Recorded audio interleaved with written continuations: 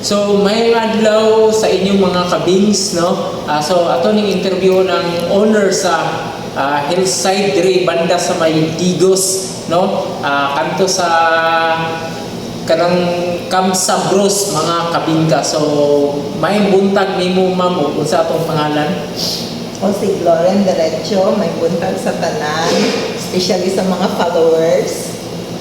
So ma'am, kani ang akong pangutana ma'am, no, nga kuan I like cool ba mama kani sa tawag kanang pila na ni ka tuig ang imong business nga coffee shop?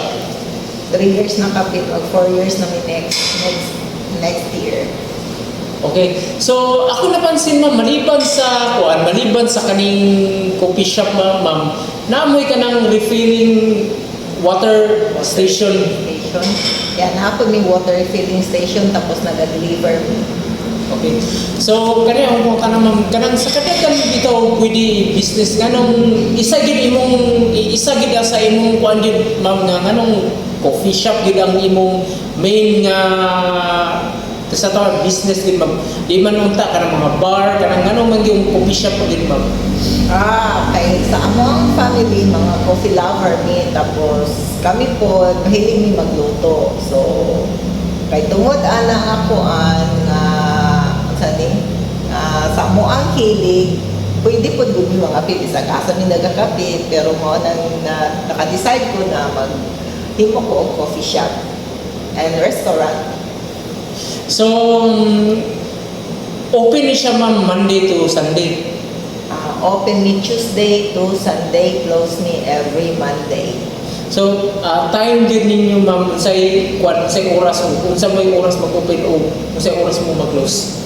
8 sa morning till 8 sa night. Okay, so panawagan sa mga taga Digos, taga Davao, kung asa man ni maabot ng video nga musuroy gid ring dapita ma'am. Para sa mga followers o sa mga fans ni John Lucas. DJ March. DJ Marks. Kung ato mo og kapatagan, pwede ra mo hapit diri before mo mulahos dito pa bukid kay naaraw mi sa Ubo sa crossing doon sa amo ang barangay hall, ami sa right side dapit. Pwede mo mag-snacks or mag-drinks before mo padayon mula dito sa kapatagan.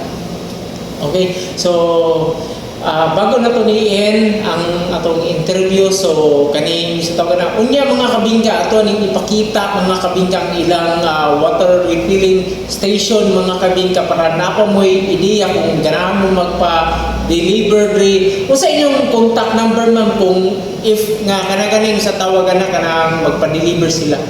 Or ibutang na lang ako diri sa sa Facebook na lang mag-message pwede po nga na ma'am. Pwede po naaman ni ka ng page sa Facebook, pwede sila kung naay gusto nga na occasion, pwede po magpa-reserve sa amo ang area. Tapos nagakuan po yung mga package of food trays. Sa ato pa nagakuan mo ganang mga food package kid ma'am? Yes po, nag-cater po me. So sa ato ba kung mga food package ma'am kanang mga catering pila pod inyong kuan na pila pod ka sa tawag pila pod inyong mga prices? Depende po sa ilahang ordero ng package kaya naman po nino makita nila sa mga page. So nabay sa kadugan niyo ma'am kanang nabay nag-order ka ng taga Davao wala pa gid so far nga ingana mga kanang kuan kanang nag-order nga nagpa-deliver or taga Digos pa gid inyong mga kasagan yung customer? So far na ay nag-order sa Mog Cheesecake pero ginadala nila Davao. So I don't know kung taga Davao siya pero duha ka tuloy na siya kahog na diri nag-order sa Mog Cheesecake. So, kamo mga kabita kung makaadto bitaw mo ilang mga cheesecake, ilang mga pagkaon amo yung natilawan, so far so good jud no, dili sa wala sa inon nga atik-atik mga kabingka. Ang ilang mga cheesecake diri mga kabingka homemade yun. So, kanang wala dili gid mabalaka gid madam nga kanang kuan kay homemade gud. Wala man siya kanang dili siya commercialized yun. So, price-wise okay po siya sa presyo. Dili po siya ingon nga kanang sobra ka mahal kay sa ihapong ingredients na among gigamit. Solid jud kayo. Okay. So daghan kayong salamat, ma'am. Daghan po kayong salamat sa mga followers. Try amo ang Hillside Cafe. Thank you.